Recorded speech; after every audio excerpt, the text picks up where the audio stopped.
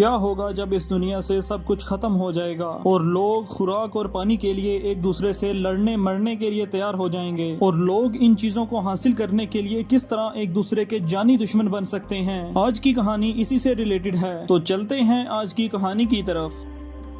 कहानी के आगाज में हमें दिखाया जाता है कि दुनिया से सब कुछ खत्म हो चुका था और फिर हमें एक ग्रीनरी वाला एरिया दिखाया जाता है। एक लड़की अपनी दोस्त के साथ एक जगह पर जाते हैं और वो लड़की दरख्त से सेब उतार रही थी। उसका नाम फिरोसा था। फिरोसा को अचानक से बाइक्स की आवाजें आती हैं। जब वो दूसरी जानिब देखती है तो वहाँ पर बाइकर्स कबीले के कुछ लोग मौजूद थे। फिरोसा चुपके से उन बाइक्स के पास जाती है और उन बाइक के फ्यूल पाइप काट देती है और उनमें से कुछ आदमी फिरोसा को देख लेते हैं और उसे पकड़ने के लिए उसके पीछे भागते हैं और वो फिरोसा को पकड़ लेते हैं। फिरोसा एक विसल बजाती है जिसकी वजह से उसके कबीले वालों को पता चल जाता है कि वो मुश्किल में है और फिर उसकी माँ और उसके कबीले वाले उसे बचाने के लिए वहाँ से निकल पड़ते हैं। फिरोसा की माँ घोड़े पर बैठकर उन बाइकर्स का पीछा करती है और दूसरी तरफ कबीले के लोग फिरोसा को पकड़ते हैं और वहाँ से निकल पड़ते हैं। फिरोसा की माँ एक बाइकर को पकड़ लेती है और उसे मार देती है। इस तरह वो उसकी बाइक हासिल करने में कामयाब हो जाती है और फिर वो बाइक पर ही उन लोगों का पीछा करने लगती है। और दूसरी तरफ दिखाया जाता है कि वो बाइकर्स काफी स्पीड से अपने कबीले की तरफ जा रहे थे और फिर फिरोसा की माँ एक जगह पर पहुंचती है जहां पर वो देखती है कि वो अपने कबीले के अंदर दाखिल हो रहे थे। वो बाइकर जब कबीले पहुंचता है तो वो उनको बताता है कि ये लड़की बगैर किसी ऐब के है और इसे किसी किस्म की कोई बीमारी नहीं और मैं ही इसे अब अपने मालिक के पास लेकर जाऊंगा और इनाम हासिल करूंगा। जैसे ही वो आगे की तरफ जाने लगता है फिरोसा उसके गले में रस्सी डालकर उसे मार देती है और उसके बाद दूसरा आदमी फिरोसा को पकड़ता है और अपने कबीले के लीडर के पास ले जाता है। वो आदमी अपने लीडर को बताता है कि इस लड़की को किसी किस्म की कोई बीमारी नहीं है और ये एक ऐसे इलाके से आई है जहाँ पर हरियाली मौजूद है। उसके बाद वो लीडर फिरोसा से उस जगह का पता पूछने की कोशिश करता है लेकिन फिरोसा कुछ नहीं बोलती और फिर उनका लीडर उनसे फिरोसा का ख्याल रखने को कहता है। और फिर दिखाया जाता है कि अचानक से सहराई तूफान आ जाता है और फिरोसा की माँ भी अपना हुलिया बदल कर उसे बचाने के लिए उस कैंप में चली जाती है। वो वहाँ पर मौजूद लोगों को मार देती है और फिरोसा को अपने साथ लेकर वहाँ से फरार हो जाती है। लेकिन बाइकर्स को पता चल जाता है कि उसकी माँ फिरोसा को लेकर वहाँ से निकल चुकी है। इस तरह बाइकर्स का लीडर अपने साथ कुछ आदमियों को लेता है और उनके पीछे निकल पड़ता है। फिरोसा और उसकी माँ जब पहाड़ी इलाके के करीब पहुँचते हैं तो उन्हें पता चल जाता है कि बाइकर्स उनके पीछे आ रहे हैं। फिरोसा की माँ उसे बाइक पर बिठाती है और उसे कहती है कि तुम सीधी यहाँ से अपने कबीले की तरफ निकल जाओ, मैं बाइकर्स को यहाँ पर रोकने की कोशिश करती हूँ। इस तरह फिरोसा वहाँ से निकल जाती है।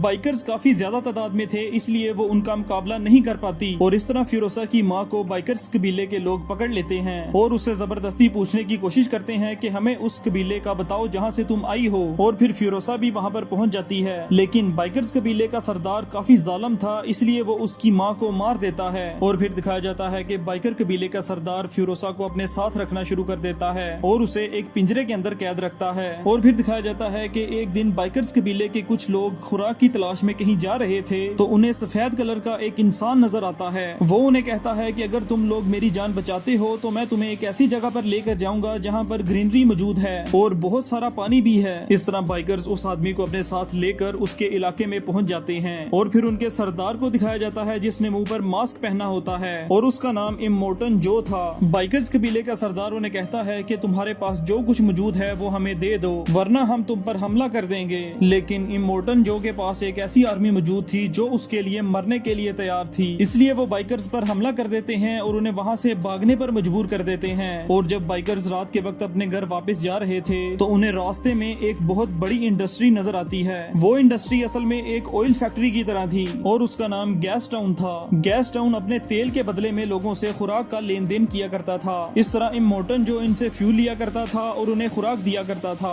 बाइकर कबीले का सरदार सोचता है कि अगर मैं इस जगह पर कब्जा कर लेता हूँ तो इमोर्टन जो भी मेरे आगे झुक जाएगा। इस तरह बाइकर कबीले का सरदार अपने लोगों को इकट्ठा करता है और उस टाउन की तरफ निकल पड़ता है और उसने अपने कुछ लोगों को सफेद कलर किया हुआ था ताकि गैस टाउन की सिक्योरिटी को लगे कि ये इमोर्टन जो के आदमी हैं। इस तरह गैस टाउन के लोग उन्हें अंदर जाने की इजाजत दे देते हैं और बाइकर कबीले के सरदार का नाम डिमेंटस था और डिमेंटस ने अब पूरी ऑयल इंडस्ट्री पर कब्जा कर लिया था। और फिर दिखाया जाता है कि इमोर्टन जो तक भी ये खबर पहुंच जाती है कि डिमेंटस ने ऑयल इंडस्ट्री पर कब्जा कर लिया है। और फिर दिखाया जाता है कि मोर्टन जो डिमेंटस को अपने पास बुलाता है ताकि एक मीटिंग की जा सके। डिमेंटस जब उसके पास आता है तो उसे कहता है कि तुम मुझे गैस टाउन का लीडर बना दो, वरना मैं पूरे गैस टाउन को ही तबाह कर दूंगा। इमोर्टन जो उसे कहता है कि ठीक है, तुम्हें मैं उसका लीडर बना देता हूँ, लेकिन मुझे ये तुम्हारी बेटी चाहिए और तुम्हारा एक इंजीनियर भी चाहिए। इस तरह डिमेंटस फ्यूरोसा को उसके हवाले कर देता है और वहाँ से चला जाता है। उसके बाद फ्यूरोसा को एक ऐसी जगह पर बेच दिया जाता है जहाँ पर बहुत सारी औरतें मौजूद थीं, जो कि मोर्टन जो की बीवियां थीं। असल में मोर्टन जो के घर में कोई भी बच्चा हेल्दी पैदा नहीं होता था, इसलिए उसने इतनी ज्यादा शादियां की हुई थीं। और मोर्टन जो का एक बेटा भी था जो कि मेंटली तौर पर अब नॉर्मल था। वो एक दिन फ्यूरोसा को अपने साथ उठाकर ले जाता है और इससे पहले कि वो उसे मार देता, फ्यूरोसा वहाँ से भाग जाती है और एक जगह पर जाकर छुप जाती है। असल में फ्यूरोसा ने अपने बाल काट दिए थे और अपने सर पर एक विग लगाई हुई थी। इस तरह मोर्टन जो का बेटा उस विग को नीचे फेंक देता है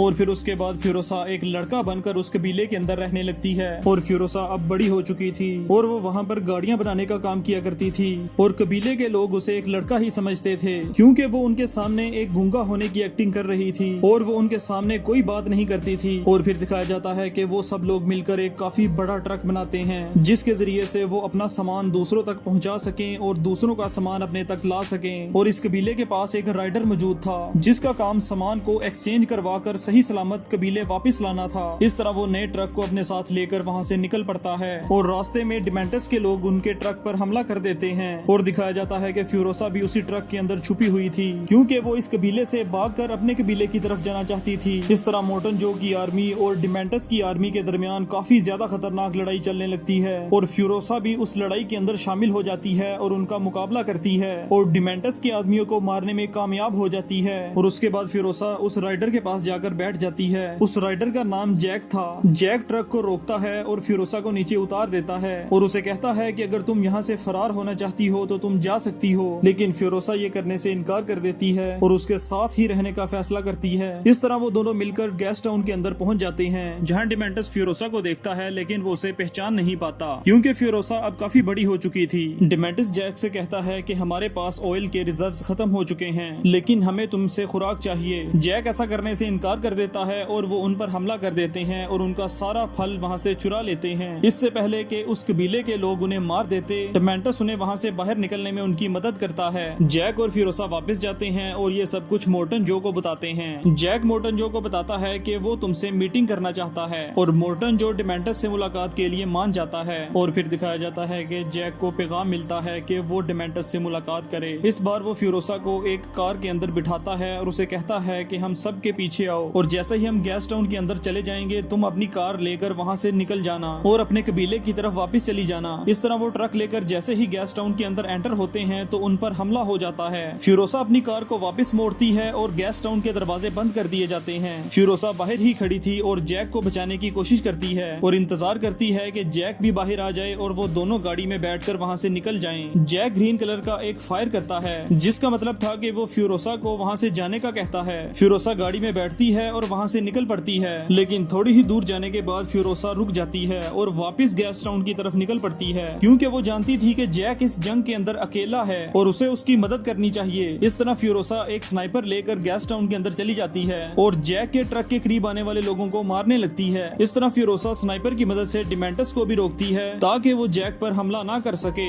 जैक का ट्रक एक पिलर से टकराता है और वो एक गड्ढे के अंदर गिरने लगता है और फ्यूरोसा एक बाइक पर वहाँ आ जाती है और उसे बचा लेती है और फिर वो गैस टाउन के बाहर खड़ी गाड़ी में बैठ जाते हैं और वहाँ से फरार हो जाते हैं। और डिमेंटस भी अपने ट्रक के अंदर बैठकर अपने साथियों के साथ उनके पीछे निकल पड़ता है। रास्ते में जैसे ही फ्यूरोसा उस पर हमला करने लगती है वो ट्रक को उसकी कार के करीब लाता है और उसका हाथ कुचल देता है और आखिरकार डिमेंटस उन दोनों को पकड़ लेता है। डिमेंटस फ्यूरोसा के एक हाथ को जंजीर से बांधकर एक ट्रक के साथ लटका देता है। ये वही हाथ था जो कि ट्रक के साथ कुचला गया था और फिर डिमेंटस उसके सामने जैक को मार देता है और डिमेंटस ये सब तमाशा देख रहा था। जैसे ही डिमेंटस ट्रक से उतरकर दोबारा फ्यूरोसा के पास जाता है वो देखता है कि वहाँ पर सिर्फ फ्यूरोसा का एक हाथ लटका हुआ था। असल में फ्यूरोसा अपना वो हाथ काटकर वहाँ से फरार हो चुकी थी। डिमेंटस उसका पीछा करने के लिए गाड़ी में बैठता है, लेकिन उसके सारे टायर खुल जाते हैं और वो उसके पीछे नहीं जा पाता। फ्यूरोसा अपनी बाइक को चला रही थी कि अचानक से उसका पेट्रोल खत्म हो जाता है और उसके बाद वो पैदल चलने लगती है और गर्मी की वजह से बेहोश हो जाती है। और फिर इमोर्टन जो की आर्मी का एक आदमी वहाँ मौजूद था जो कि उसे दोबारा से इमोर्टन के एरिया के अंदर ले आता है। होश में आने के बाद फ्यूरोसा मोर्टन जो के पास जाती है और उसे सब कुछ बता देती है और उसे बताती है कि उसने गैस गैस टाउन को तबाह कर दिया है और अब वो इस इलाके पर भी हमला करने वाला है। इस तरह मोर्टन जो अपनी आर्मी को तैयार करता है और डेमेंटस से बदला लेने के लिए उसकी तरफ निकल पड़ता है और इस तरह उन दोनों कबीलों के दरमियान लड़ाई होने लगती है और ये लड़ाई काफी महीनों तक चलती रहती है और फिरोसा भी अपने कटे हुए हाथ को एक लोहे के हाथ के साथ बदल देती है और फिर फिरोसा एक कार लेती है और डेमेंटस के पीछे निकल जाती है। डेमेंटस की आर्मी अब खत्म हो चुकी थी, बस चंद लोग ही उसके पास मौजूद थे। इस तरह फिरोसा उनके बचे कुचे आदमियों को भी मार देती है और आखिरकार फिरोसा डेमेंटस को पकड़ लेती है। डेमेंटस ये नहीं जानता था कि वो लड़की कौन है और वो उसे क्यों मारना चाहती है। फिरोसा उसे बताती है कि मैं वही लड़की हूँ जिसे तुमने आज से 15 साल पहले अपने पास बंदी बनाया था और मेरी माँ को भी तुमने मार दिया था। उसके बाद फिरोसा उसे अपनी गाड़ी के पीछे बांधती है और अपने साथ ले जाकर एक गड्ढे के अंदर डाल देती है और एक बीज को भी उसके साथ ही दफन कर देती है। कुछ सालों के बाद वो बीज एक दरख्त के अंदर बदल जाता है जो कि अपने न्यूट्रिएंट्स डेमेंटस की बॉडी से ले रहा था और इसके साथ ही कहानी खत्म हो जाती है।